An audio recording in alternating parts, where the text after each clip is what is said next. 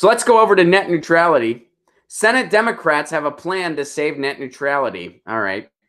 Last Thursday, all right, so they reversed net neutrality last Thursday.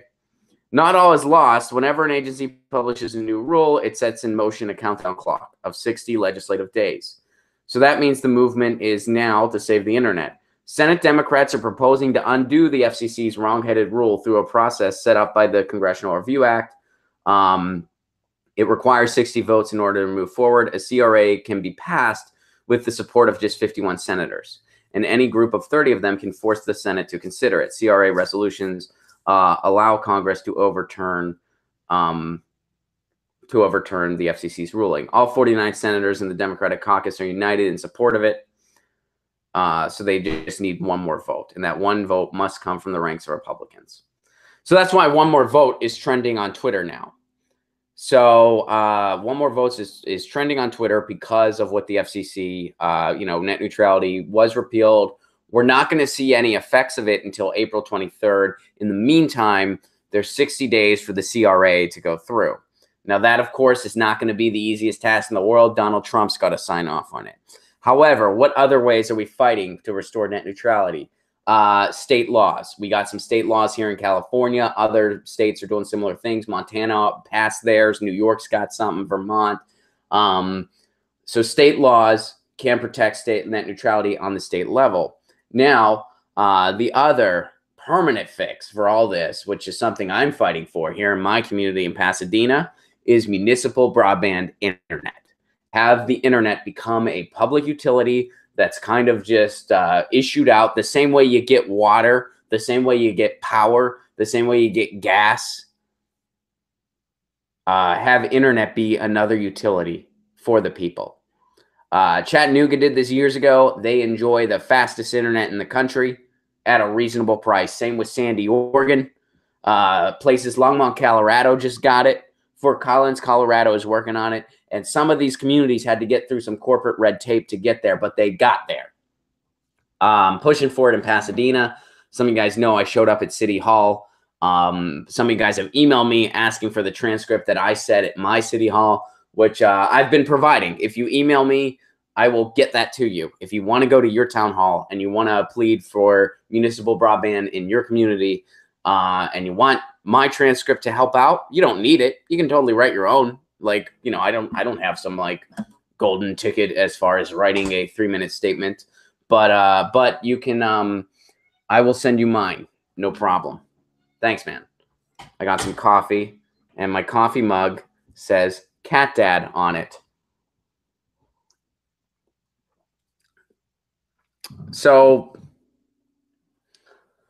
and this goes on to talk about how it's pretty much a partisan issue. The contrast between the two parties on this issue couldn't be clearer. Democrats are fighting for consumers and working people, while Republicans are fighting for their campaign donors, the big corporations. Now, keep in mind, there's a lot of big corporations that favor net neutrality too, because it favors their business model. And those types of big conglomerates are more likely to give money to Democrats. Places like Google, places like Netflix. Your kind of Silicon Valley latte liberals, if you will. So, let's not make it out.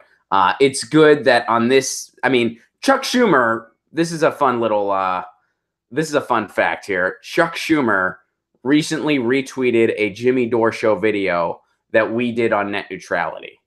Chuck Schumer retweeted it. So the fun thing is, there are some unlikely allies in this fight for net neutrality. Now, the ironic part of Cappuccino Conservatives, Marcus points out, I love it.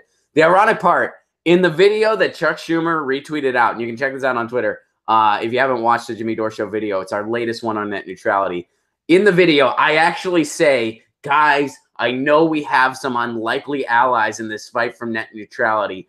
Don't let that distract you from how important it really is. We have some unlikely allies here. We can disagree with each other the other 364 days a year. This is the one day where we got to work with every ally we got on net neutrality, even if it is a corporate Democrat, even if it is Silicon Valley, even if it doesn't matter.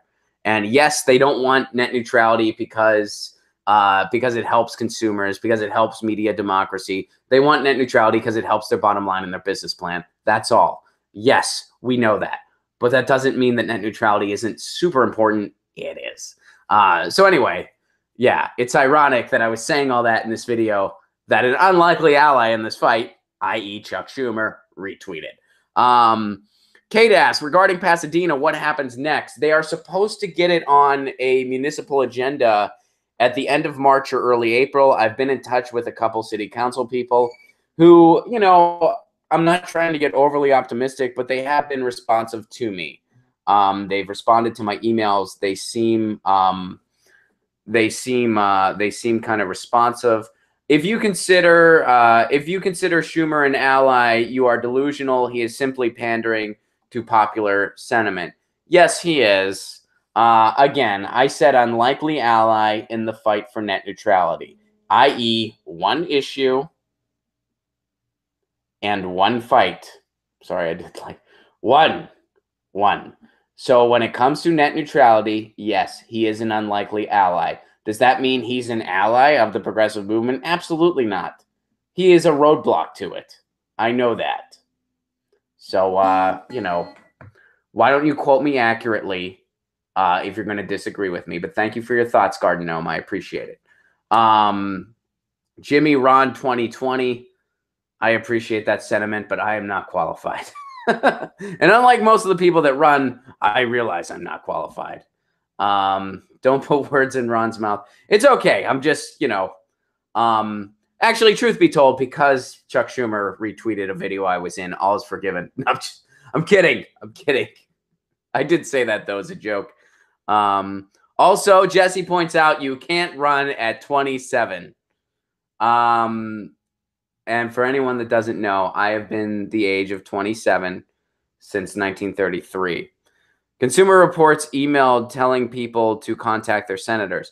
Yeah, and honestly, when it comes to this, we have to try everything.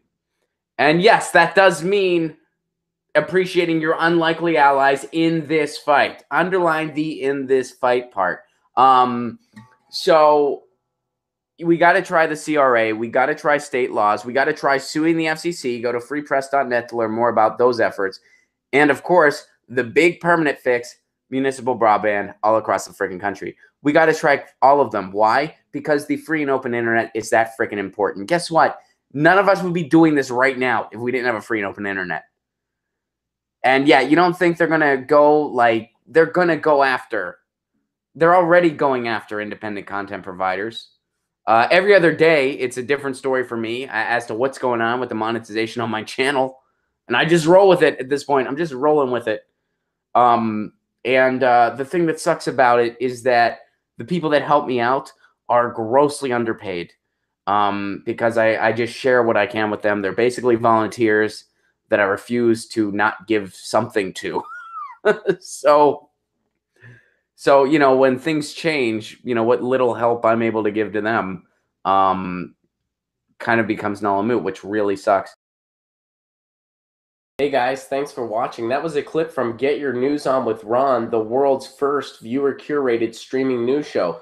What does that mean? That means I log on to a stream and people tweet me articles over on Twitter at Ron Placone, or they use our Reddit subsection, which is just Get Your News On with Ron over on Reddit.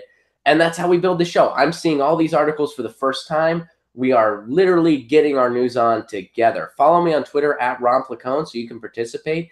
And this show streams live every Tuesday through Friday at 10 a.m. Pacific Standard Time. So please do tune in. If you want to support this show, you can do so over on patreon.com/Ron Placone, where for as low as $1 a month, you get access to exclusive podcasts every week, exclusive videos, free tickets to shows when I'm performing in your town, and more for as low as $1 a month. Please do consider it. Thank you so much for your support. This has been Get Your News On with Ron.